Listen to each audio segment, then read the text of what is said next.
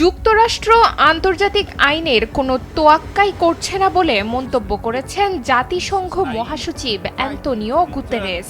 তার মতে, যুক্তরাষ্ট্র দায়মুক্তির সঙ্গে আচরণ করছে। দেশটি মনে করে তাদের ক্ষমতা আন্তর্জাতিক আইনেরও ঊর্ধ্বে। বিবিসি রেডিও 4কে দেওয়া এক সাক্ষাৎকারে গুতেরেস বলেন, ওয়াশিংটনের মধ্যে একটি স্পষ্ট বিশ্বাস কাজ করছে যে বহুপক্ষীয় সমাধান অপ্রাসঙ্গিক। তিনি বলেন, যুক্তরাষ্ট্রের কাছে যে বিষয়টি গুরুত্বপূর্ণ বলে বিবেচিত হচ্ছে তা হল মার্কিন ক্ষমতা ও প্রভাবের প্রয়োগ। কখনো কখনো সেই প্রয়োগ আন্তর্জাতিক আইনের মানদণ্ডকে পাশ কাটিয়ে করা হচ্ছে।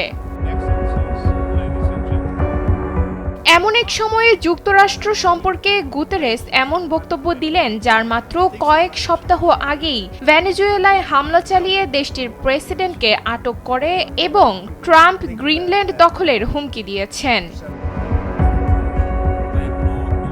গুতেরেস বলেন, তিনি বিশ্বাস করেন জাতিসংঘের প্রতিষ্ঠাকালীন নীতিগুলো বর্তমানে হুমকির মুখে রয়েছে।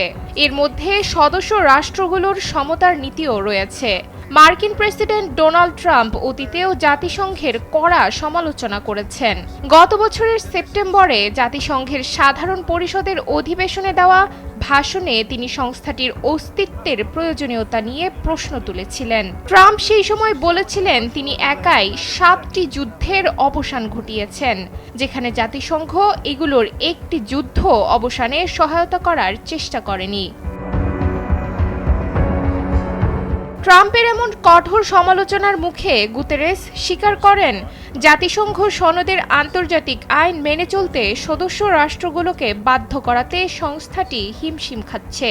তিনি জোর দিয়ে বলেন, বড় বড় বৈশ্বিক সংঘাত সমাধানে জাতিসংঘ অত্যন্ত সক্রিয়ভাবে কাজ করছে। তবে তিনি স্বীকার করেন, জাতিসংঘের কোনো চাপ প্রয়োগের ক্ষমতা নেই। এই ক্ষমতা বড় শক্তিগুলোর হাতেই বেশি। গুতেরেস আরও বলেন, আমি মনে করি মানুষ অনেক সময় শক্তিশালীদের মুখোমুখি হতে অনিচ্ছুক থাকে, কিন্তু সত্য হলো যদি আমরা শক্তিশালীদের চ্যালেঞ্জ না করি তবে কখনোই আমরা একটি ভালো বিশ্ব গড়ে তুলতে পারবো না। ডেস্ক রিপোর্ট, সময়ের আলো।